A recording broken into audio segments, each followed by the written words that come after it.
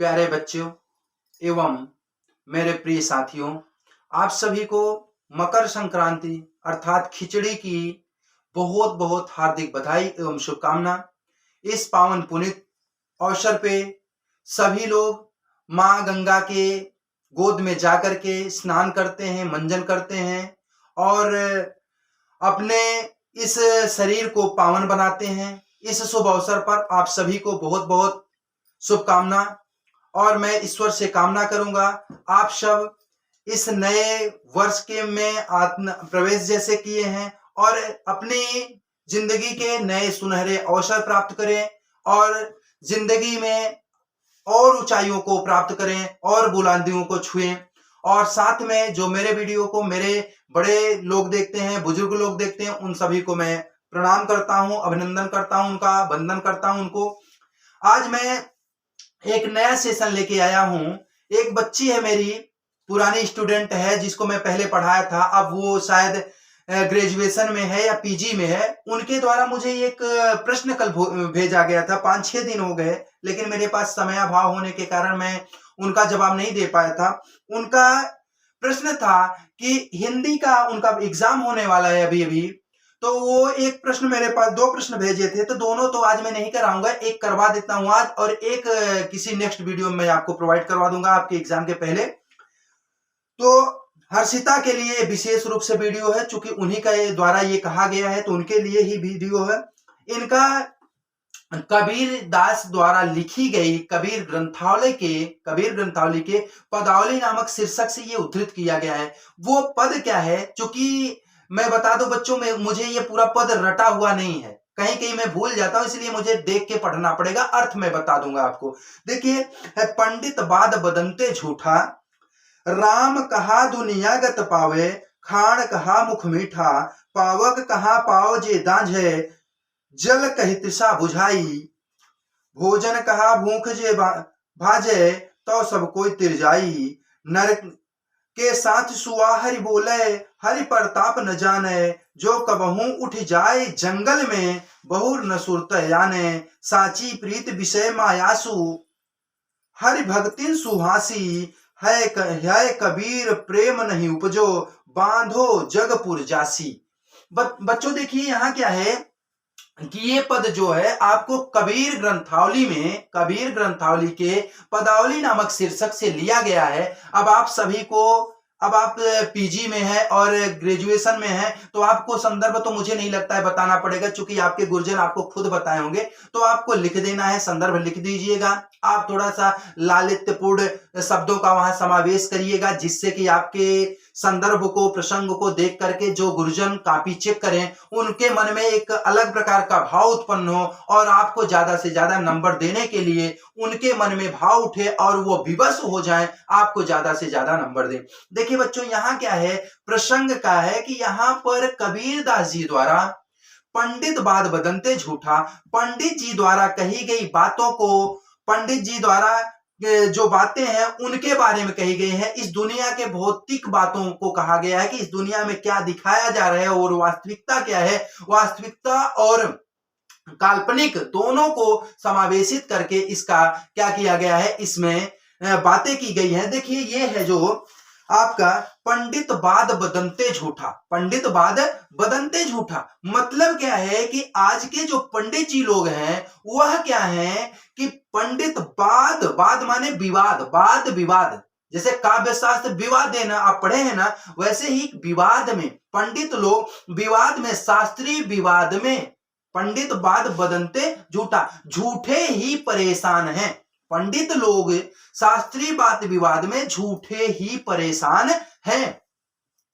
जब तक वास्तविक ज्ञान उत्पन्न नहीं होगा तब तक परमात्मा की प्राप्ति नहीं होगी।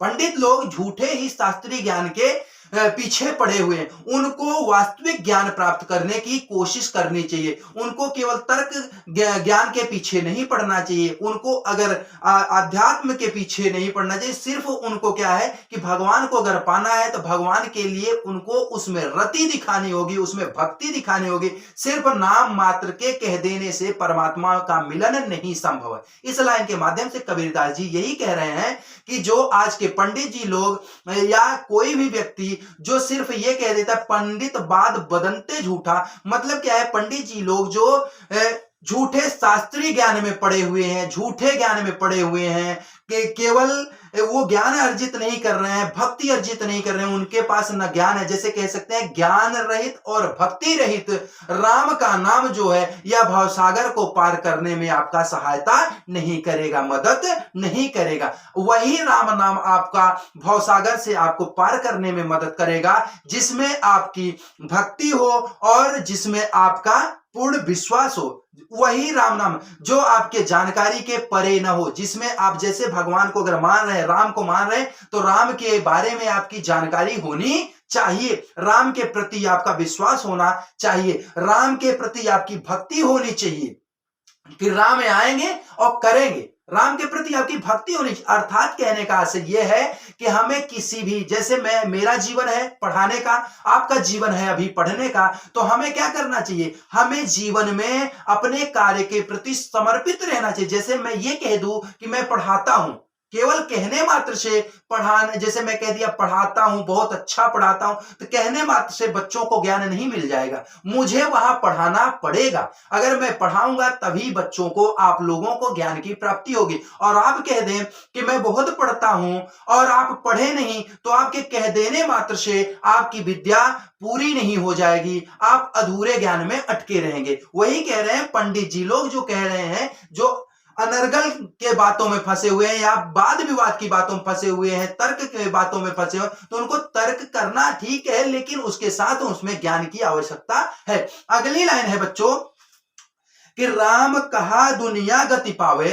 अगर ऐसा होता कि राम नाम के मात्र से, राम नाम के जाप मात्र से दुनिया में इंसान तर सकता था या दुनिया भवसागर पार कर सकता था, तो यहां कह रहे हैं राम नाम के मात्र से नहीं, राम नाम अगर आप जाप कर रहे हैं तो उसमें भक्ति होनी चाहिए। और अगर वह राम नाम है जिसका आप जाप कर रहे हैं लेकिन उसमें भक्ति नहीं है, उसमें कोई आपका रुझान नहीं है, उसमें आपकी कोई रुचि नहीं है, ऐसे राम नाम के सहारे आप आगे नहीं बढ़ सकते। आगे कह रहे हैं कि राम कहा दुनिया गति पावे। यदि राम के कहने से दुनिया गति पा जाती, राम कहे दुनिया गति पा, राम के कहने से दुनिया गति नहीं पाएगी। खाण कहा मुख मिटा। यदि राम के कह देने मात्र से, राम का नाम लेने मात्र से यह भवसागर इंसान पार कर जाता, तो खाण कहने मात्र से उसका मुंह मीठा हो जाता। खाण कहे मुख मीठा, तो खाण कहने मात्र से उसका मुख क्या हो जाता बच्चों, मीठा हो जाता। आगे की लाइन है पावक कहा पाव जे दांझे। पावक कहा पांव जे दांझे, और पावक कहते हैं उसके पैर क्या हो जाते, जल जाते। यदि राम नाम के कह देने मात्र से, जाप मात्र से इंसान तर जाता, भवसागर को पार कर जाता, तो खाण कह देने से उसके मुंह मीठे हो जाते, और पावक कह देने मात्र से, पावक का स्मरण करने मात्र से उसके पैर जल जाते। अगला है जल कही तृषा बुझाई, और जल कहने मात्र से उसका क्या हो जाता बच्चों, तृषा बुझ जाती, उसकी प्यास बुझ जाती। जबकि ऐसा नहीं है, तृषा कह दे, जल कह देने मात्र से तृषा बुझ नहीं जाती, जल को पीना पड़ता है। अर्थात जल के लिए हमें क्या होना पड़ता है, जल के लिए हमें मेहनत करनी पड़ती है, जल को लाना पड़ता है और पीना पड़ता है। हमें यह देखना होता है जल साफ है या गंदा है। तो जैसे जिस प्रकार से हमें एक जल पीने के लिए साफ और गंदा देख रहे हैं, अच्छा और गड़बड़ देख रहे हैं, फिल्टर देख रहे हैं, प्यूरिफाई देख रहे हैं, तो अगर हम राम के प्रति, अगर हमें भवसागर पार होना है, तो राम के प्रति मेरी सच्ची आस्था होनी चाहिए। राम को भी राम का स्मरण कर रहे हैं तो हमें उसके प्रति भक्ति होनी चाहिए। जिस प्रकार हमारी यहां सतर्कता है, वहां भी हमें राम के नाम के लिए सतर्कता बरतनी होगी, राम के नाम के प्रति हमें भक्ति दिखानी होगी। आगे है बच्चों भोजन कहा भूख जे भाजे, और भोजन का नाम स्मरण मात्र से अगर भूख भाग जाती, क्या होता कि यदि भोजन के स्मरण मात्र से भूख भाग जाती तो सब कोई तिर आवे, तो सब क्या हो जाते, तर जाते, सभी क्या हो जाते, तिर जाते। कह रहे हैं कि अगर भगवान के नाम मात्र से, राम के नाम मात्र से संसार भवसागर पार होते, तो भोजन कह देने मात्र से क्या होता, भूख खत्म हो जाती, भूख मिट जाती। आगे कह रहे हैं कि नर के साथ सुआ हरि बोले। नर के साथ में सुआ माने सुग्गा, जिसको हम सुक बोलते हैं, तो सुग्गा क्या होता है, जैसे हम घरों में जब सुग्गा पाल लेते हैं तो सुग्गे को हम बोलते बोलते रहते हैं तो वो भी सीख जाता है, राम राम करने लगता है। जैसे कह रहे हैं नर के साथ सुआ, सुआ हरि बोले, नर नर मतलब लोगों के साथ, मनुष्य के साथ सुआ सुग्गा भी हरि बोलने लगता है, हरि प्रताप न जाने। और वह सुग्गा जो हरि का नाम ले रहा है बच्चों, वह प्रताप नहीं जान रहा है, वह क्या है, सिर्फ वह मेरा अनुकरण करके वह नाम ले रहा है। यही कहा जा रहा है कि अगर आप भगवान का नाम ले रहे हैं लेकिन भगवान के बारे में कुछ नहीं जानते, भगवान के प्रति आस्था नहीं है, भगवान के प्रति भक्ति नहीं है, केवल आप भगवान का नाम लिए जा रहे हैं, तो संसार में आप भवसागर पार नहीं होंगे। आपको उनके प्रति जानना होगा, उनकी भक्ति करनी ही होगी, तभी आप भवसागर पार कर पाएंगे। अगला है बच्चों, जो कबहू उड़ जाए जंगल में। जब सुग्गा जो होता है वह राम राम कहने वाला सुग्गा जब कभी पिंजड़े से छूट करके, जैसे धोखे से पिंजड़ा खुल जाए और वह छूट करके उड़ करके शाखों पे भागता है और भाग करके जंगल भाग जाता है, तो जो कबहू उड़ जाए जंगल में, जब कभी सुग्गा जंगल में उड़ जाता है तो बहुर न सुरते आने, वह उसको कभी बहुर करके मतलब पुनः उसको सुधि नहीं आती राम नाम की। अगर जैसे किसी को पकड़ करके डांड फांस लगा करके अगर किसी से राम नाम कहलवाया जा रहा है तो उससे उसको क्या होगा, उससे उसको मुक्ति नहीं मिलेगी। जैसे आज जैसे कुछ पंडित लोग क्या कर रहे हैं, पैसों के लिए भगवान का भजन कर रहे हैं, कहीं साईं मंदिर में बैठे हैं तो कहीं शिरडी में बैठे हैं तो कहीं किसी मंदिर में बैठे हैं। वो पुजारी लोग जो पूजा कर रहे हैं, भगवान का नाम स्मरण कर रहे हैं, वह केवल पैसे के लिए कर रहे हैं, उनकी भक्ति या उनका वहां भावना नहीं है, तो उन पंडित जी को मोक्ष मिलने वाला नहीं है। उस पंडित जी को मोक्ष मिलेगा, उस संत को मोक्ष मिलेगा जो भगवान के प्रति समर्पित है, जो भगवान को जानता है। अगर आप अपने आजीविका चलाने के लिए केवल क्या है कि आप वहां कोटा पूर्ति अर्थात जिम्मेदारी निभा रहे हैं, तो जिस प्रकार से आप जिम्मेदारी निभा रहे हैं उसी प्रकार से आपको फल भी मिलेगा।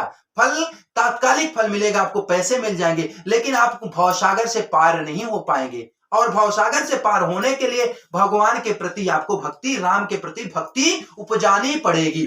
आगे कह रहे हैं बच्चों, साची प्रीत विषय मायासु। आज देख रहे हैं सच्ची प्रीत किससे है, विषय से है, माया से है। साची प्रीत विषय मायासु हर भक्ति सुहासी। और सच्ची प्रीत किससे है, विषय माया से है, और यही कारण है हर भक्ति सुहासी। और भगवान के भक्तों पर लोग हंस रहे हैं, भगवान के भक्तों पे हंस रहे हैं। कारण क्या है कि वहां हम पैसों के लिए या अपनी पूर्ति के लिए, अपने किसी प्रकार की आकांक्षाओं की पूर्ति के लिए वहां बैठे हुए, न कि भगवान का स्मरण करने के लिए बैठे, न कि भगवान में हमारी भक्ति है। और यदि भक्ति नहीं है तो आप क्या होंगे, सिर्फ हंसी के पात्र बनेंगे, मजाक के पात्र बनेंगे।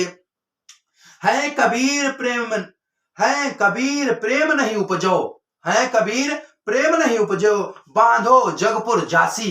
कह रहे हैं कबीरदास जी, यदि आप में प्रेम नहीं उपजा, आप में रति नहीं उपजी, आप में भक्ति नहीं उपजी, तो आप जमपुर जासी, आपको क्या होगा, जमपुर जाना ही पड़ेगा, यमलोक आपको जाना ही पड़ेगा। भगवान विष्णु का लोक है, आपको बैकुंठ लोक मिलने वाला नहीं है बच्चों। वहां कह रहे हैं इस लाइन के माध्यम से कबीरदास जी, यदि आप इन सभी भी भावनाओं में पड़े हुए हैं, विषय भावनाओं में पड़े हैं, आप ये देख रहे हैं जैसे विषय है, माया में है, पड़े हुए हैं, तो आपको क्या है कि यमलोक ही जाना पड़ेगा, या आपको बैकुंठ लोक जाने की अनुमति नहीं मिलेगी। तो इसके कहने का यहां से यह है बच्चों कि यहाँ जो पंडित के बारे में देखिए, यहाँ आपको टीका किसी और प्रकार का कर दिया जाएगा। जैसे लिखा है ना, पंडित बात बदलते झूठा, मतलब पंडित द्वारा कही गई बातें झूठी होती, ये इसका अर्थ नहीं है बच्चों। इसका अर्थ यह है कि पंडित का अर्थात विद्वान, पंडित का अर्थात मतलब ब्राह्मण से नहीं है, पंडित का मतलब विद्वान से है। विद्वान वही है जो जानता हो, जो कुछ जानता हो वो विद्वान है, वही पंडित है। तो पंडित का आशय क्या है, किसी ब्राह्मण या किसी कास्ट विशेष से नहीं है, पंडित का आशय जो विद्वान व्यक्ति है उससे है। और विद्वान जो कहते हैं, विद्वान जो तर्क कर रहे हैं, जो हम भौतिक तर्क कर रहे हैं या शास्त्रीय तर्क कर रहे हैं, और उसमें उनकी रति नहीं है, भक्ति नहीं है, तो उस राम नाम के जाप से वह भवसागर को पार नहीं होंगे। देखिए बच्चों, वैसा भी कहा गया है कि जब मैं था तब हरि नहीं, अब हरि है मैं नाही, प्रेम गली अति साकरी, तामे दो न समाही। अर्थात बच्चों कि जब मैं था तब हरि नहीं, मैं मतलब अहंकार, जब मेरे अंदर अहंकार है तो हरि नहीं है, परमात्मा नहीं है। और जब मैं था तब हरि नहीं, अब हरि है मैं नाही, और जब अब हरि है मतलब मेरा अहंकार जब मिट जाता है। अर्थात इस लाइन से ही अगर जोड़े तो इस लाइन में यह कह रहा है कि जब हम भक्ति में लीन होते हैं, परमात्मा के प्रति मेरा समर्पण होता है, तो वहां हम नहीं रह जाते, हमारे बारे में हम नहीं सोचते हैं। हम किसके बारे में सोचते हैं? उस परमात्मा परम सत्ता के बारे में सोचते हैं। यदि उस परम सत्ता के बारे में हम सोचेंगे तब क्या होगा? अब सब अंधियारा मिट गया, दीपक देखा माए। तो क्या हुआ कि प्रेम गली अति साकरी, तामे दो न समाए। तो यहां क्या है कि प्रेम गली क्या हो रही है? साकरी है, उसमें दो लोग नहीं समा सकते। जब मैं था तब हरि नहीं, अब हरि है मैं ना। तो देखिए ये प्रेम गली है, यहां भावना से ही भगवान को रिझाया जा सकता है। चूंकि मैं एक कहानी के माध्यम से आपको समझाता हूं कि एक बार क्या हुआ, मीराबाई नृत्य गा गा करके नृत्य कर रही थी, तो उनका गाना बहुत अच्छा लगा। एक उसमें संत मंडली बैठी हुई थी। एक संत जी कहते हैं कि मीरा जी आप गाई तो बहुत अच्छी, सब कुछ अच्छा था, आपका गाना अच्छा था, आपका कहना अच्छा था, आपके भाव अच्छे थे, लेकिन एक कमी रह गई।